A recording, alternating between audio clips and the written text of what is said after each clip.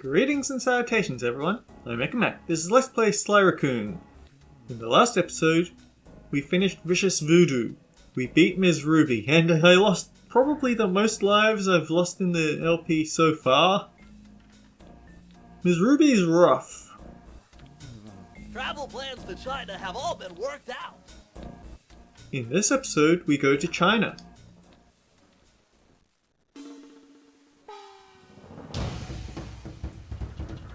The road trip gave me the time I needed to study up on the Panda King.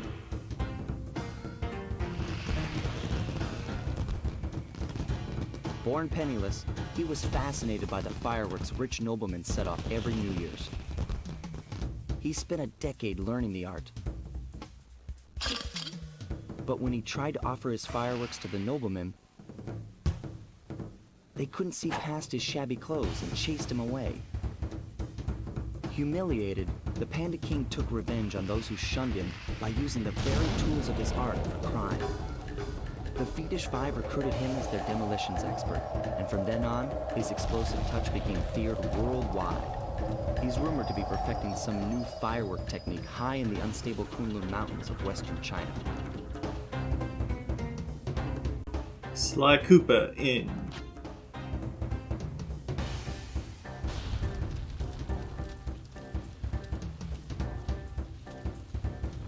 Fire in the sky.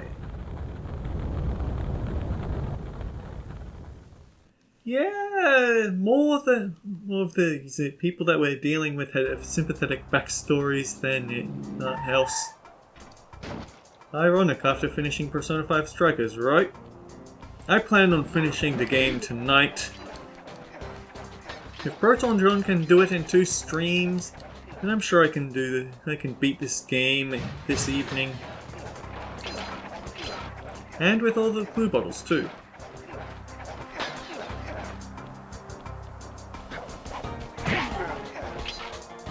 Alright, first thing to watch out for. Snowball monkeys.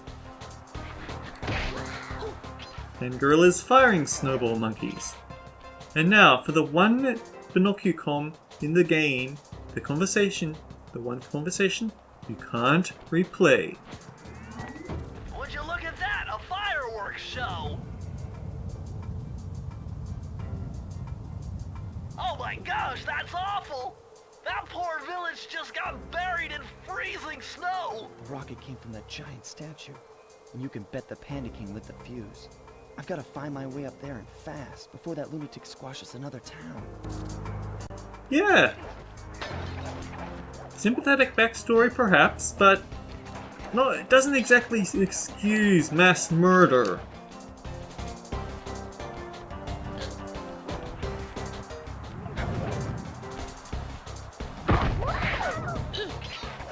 I think you might be able to destroy the snowballs by hitting them with your cane with perfect timing, but I frankly don't want to try. This is also a level I remember spending quite a bit of time on for the Master Thief Sprint, but then I think that was probably my own fault because I just played the whole thing in slow. Yeah, I just had the slow button held down the entire time. Ugh. To be young and have that sort of time to waste. Fast growing icicles around here.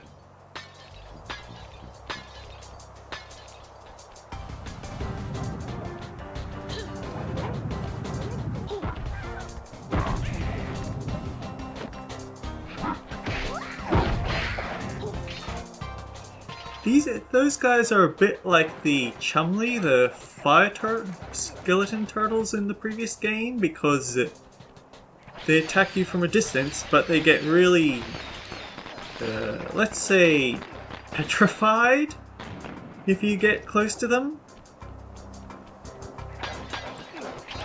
And yes, unfortunately, that does mean there's going to be an equivalent to the constantly repeating rodent ghosts.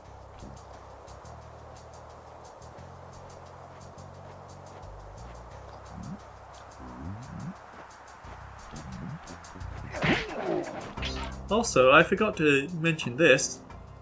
our new ability. Yeah, wherever we want, we just become impossible to spot.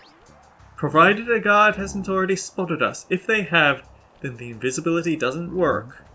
There is actually a level dedicated to teaching you about this, but there's something interesting if you've been diligent about opening safes that I want to show.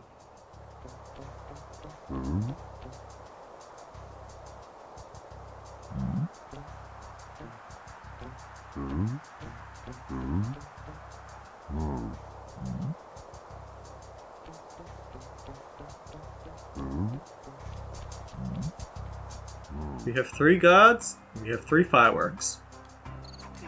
Goodbye.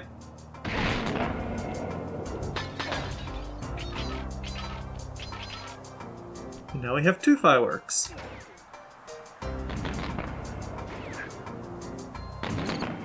And there's a shortcut back for us should we want. But we have to get all the coins we can. We need to get our lucky charms back and start restoring those lives that Ms. Ruby took from us. Also, we're only safe. We can't get it. We're only 13 of 30.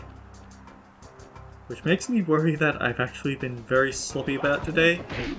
But then I also remember that it's kind of backloaded with all its glue bottles. You can't get through the security gate without one of the Panda King's treasure keys. There's one over there, but it's heavily guarded. One key coming up. Yeah, these guys have a similar thing to the other smart guards in every world except for Raleigh's. If one of them blows the whistle, then all the others will zoom in on you. And the thing is, if you're not careful about how you take them out, they'll blow their whistle at the last second. And that, if they're hunting for you, invisibility doesn't work.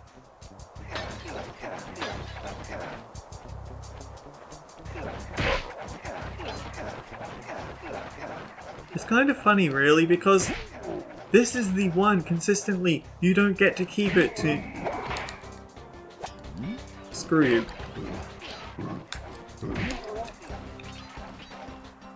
You see the problem? They're very quick on the draw, and even quicker on the whistle blowing. Much easier to take them all out and then look for the chest, the glue bottles on the walls.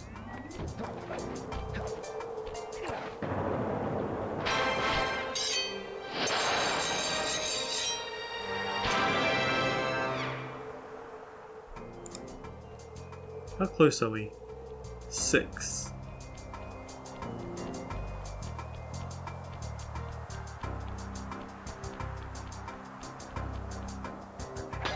Man, I miss it in Raccoon 2 where they'd actually rattle, so you could figure it out by sound where they are. I think I've almost, not quite, I'm not jinxing myself, I think I've almost memorized where each clue bottle is in Raccoon 2 simply because I've played that 100% so many times. Whereas we're still too short here.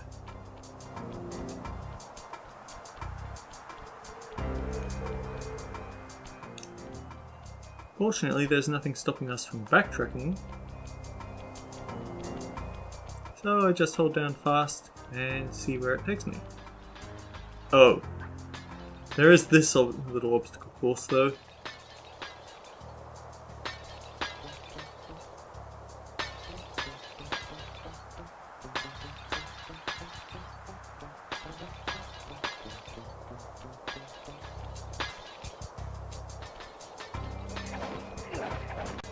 Wish you could destroy that door from behind though.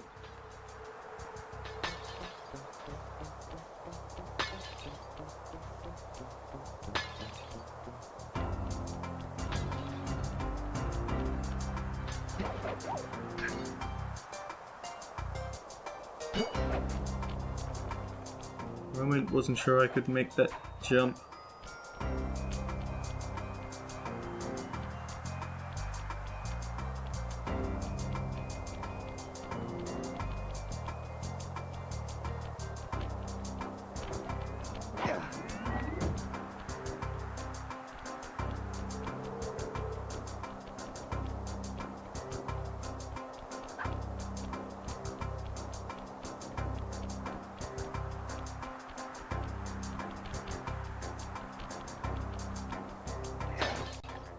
Rude.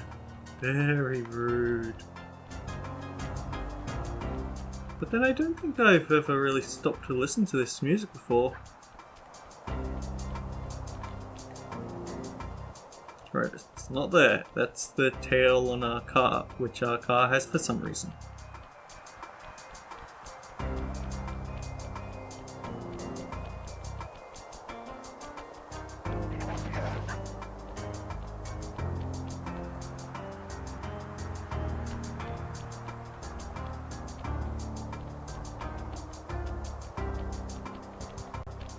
Alright, set off again.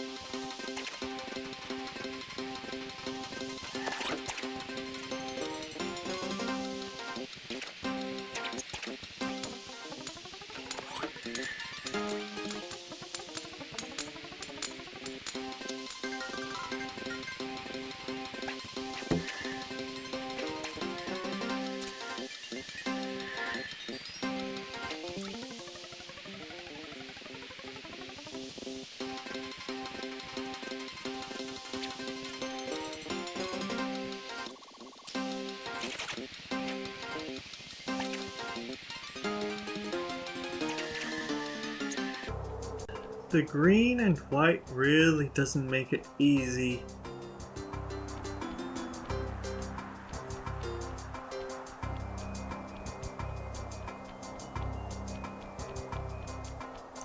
Oh, but they were on practically the opposite ends of the level.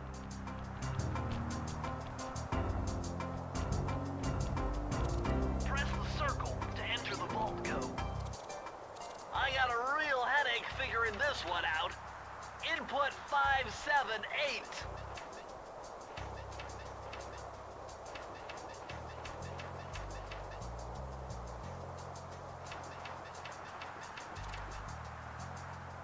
Right, the input correct codes only come from holding the analog stick, not the directional buttons. This just gets better and better. I'd always heard that one of your southern ancestors, Huckleberry Cooper, developed a technique to move while staying invisible. Hold down the circle button to turn invisible, then move around with the left analog stick.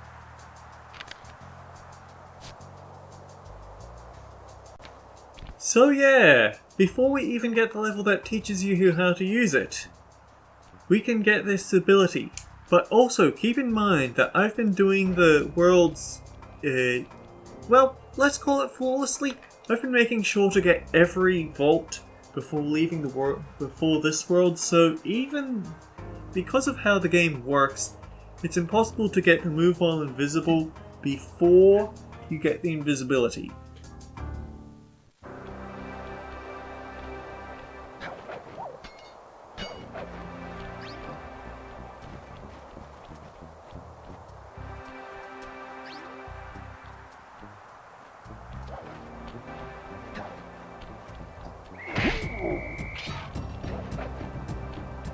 Yeah, I much prefer how you're able to stealth kill the flashlight guards in other titles because the reaction times for these ones are awful. Breaking into the Panda King's compound. I think I figured out a way to get to the top of that giant statue, but unfortunately it's obstructed by this reinforced ceiling hatch. No problem.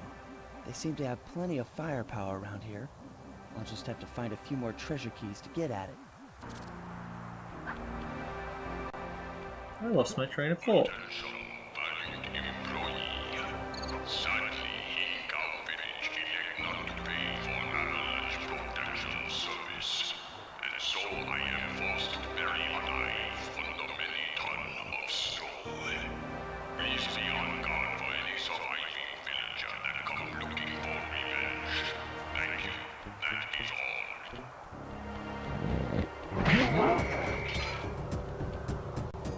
And we have the unseen foe.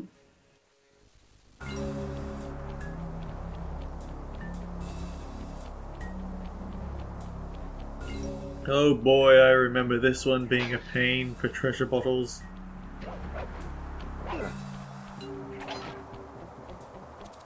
This looks like a good place to try out your new invisibility move. Hold down the circle button to drop out of sight. While invisible, nothing can see you. Not lasers, not searchlights, not guards.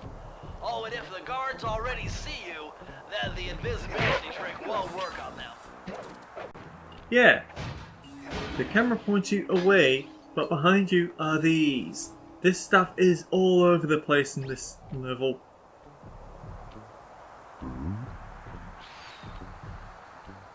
You're also not getting much chance to move. And remember, you might not have all the clue bottles at this point, so it's entirely possible that you don't have movement. And I think that would actually make the level a bit rougher. Only somewhat related is, I remember Proton John's recent stream of this game. He found a glitch. It sent him off the entire map, where he jumped on a rail slide wire, only to get rocketed out into the distance. And then he tried getting off. I mean, it's Proton John, what do you expect? Glitches happen.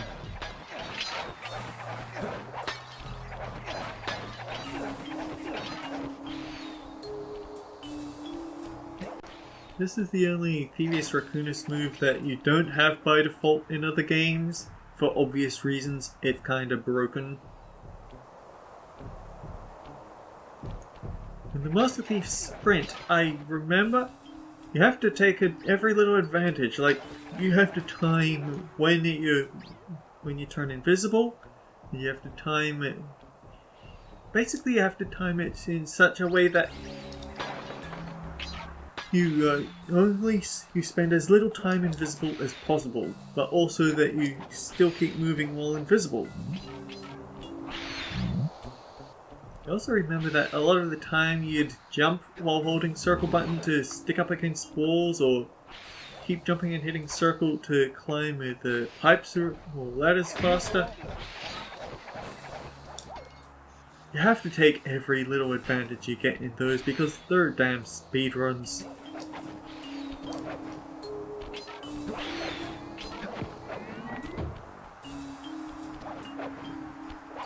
Also, places to spire jump are getting considerably more risky to stand on every world we go up. In Ms. Ruby's, they shoot fire out the top. But now they also bob up and down when you land on them, which might throw you off, I guess. I guess that's the intention. It doesn't really do that much, but it exists, I guess.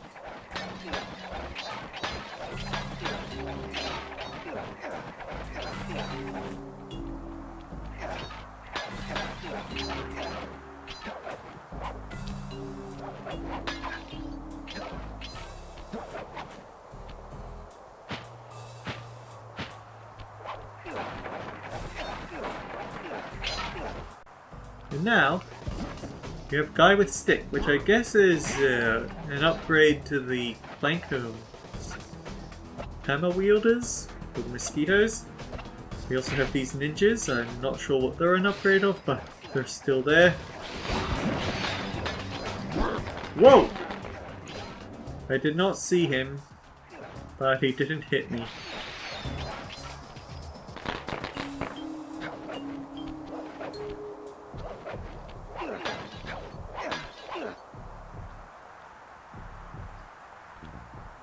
Right, have to remember that guy.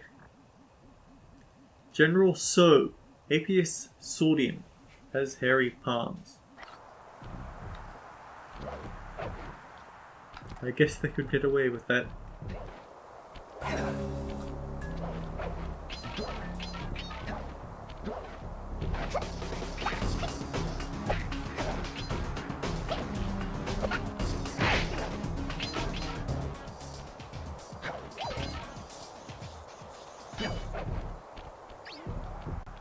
The thing is, I know this guy has glue bottles behind him, so I want to drop down and hit him. I want to drop down and hit him right now. I still can't be sure if I've gotten everything, because these levels are getting quite long. That's the thing.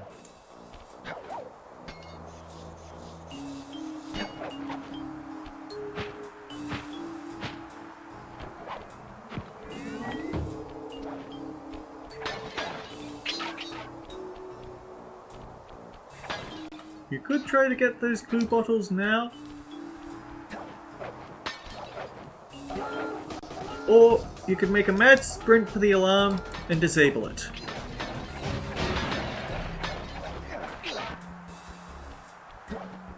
Now we can just go back and smash them at our leisure.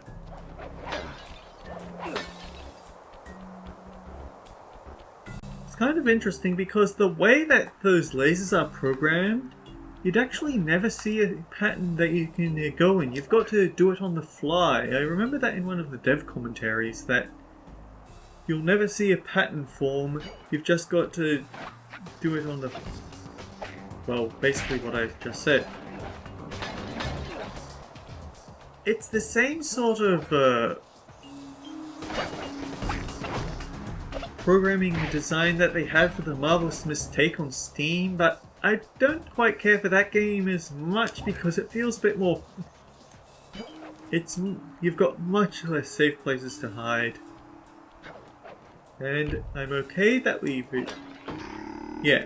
Press the circle to enter the vault code. I knew that the last one was up there, so I didn't panic when I saw we were going into this final stretch It with was a 29. challenge, but this vault's combination has got to be 667. Right, because we can't do 666, can we?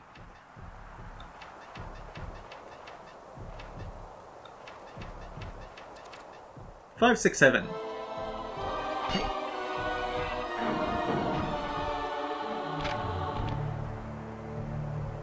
Incredible! I never would have thought this was possible. Sir Augustine of Cooper's technique to briefly defy gravity. From now on, you should be able to pop right out of those bottomless pits you keep falling into, and you won't even lose a lucky charm. Right, so the water safety technique that we had before, it now extends to bottomless pits. So there's very little left in the game that can hurt us by poor platforming. I'd be slightly annoyed if I fell out of the game zone right then and there.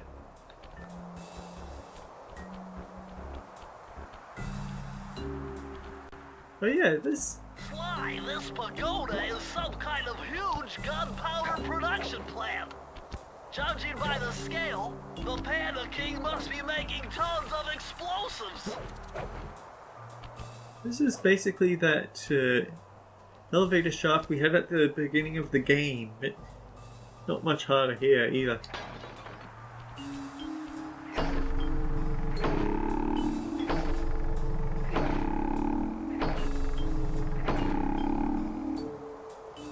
It's weird. Maybe I always just ignore this key, and part of me wants to say that there's actually a Bentley conversation if you try to break it from the outside. But I can't say that for certain, I didn't get the chance to show it here either. And since we spent such a long time on the first area in skim mode, presumably, it's probably okay to do one of these other two levels. Probably. Oh no. Well, we're gonna have a lot more skimming.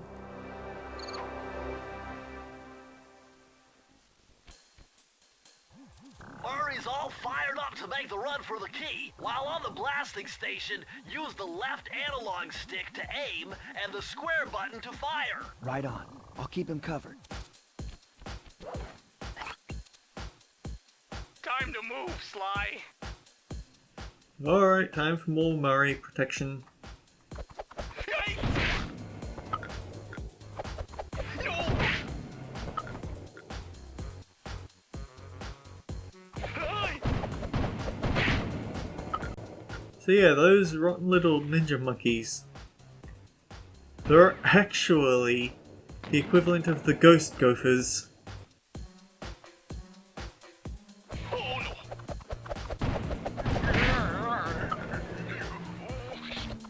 Hey! It's about to be... Nice shot! No! yeah, Oh!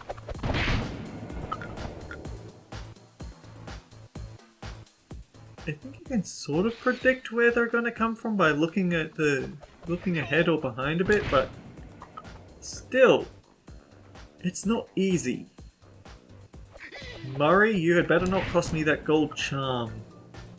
I'm halfway there! And there's actually a bit of an optical illusion. It looks like it would be easy to... Hey! Good shooting! It looks like he should just head straight that way, but actually there's a ravine. You just can't see because perspective is awful.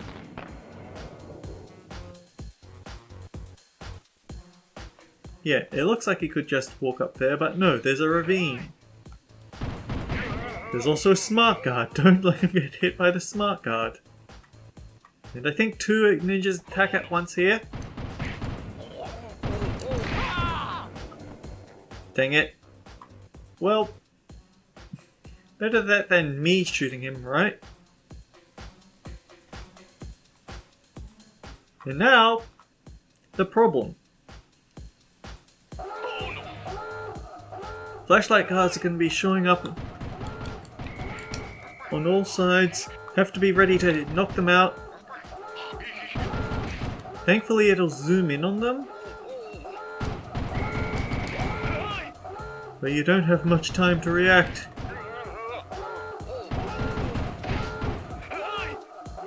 Like the whistle is half a second till I hit Murray. And you can't shoot swords out of the sky, as fun as that would be. Way to go! Well, took me less tries than the first one did, didn't it?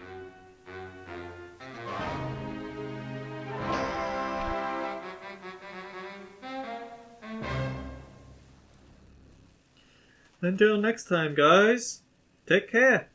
I'll see you all around.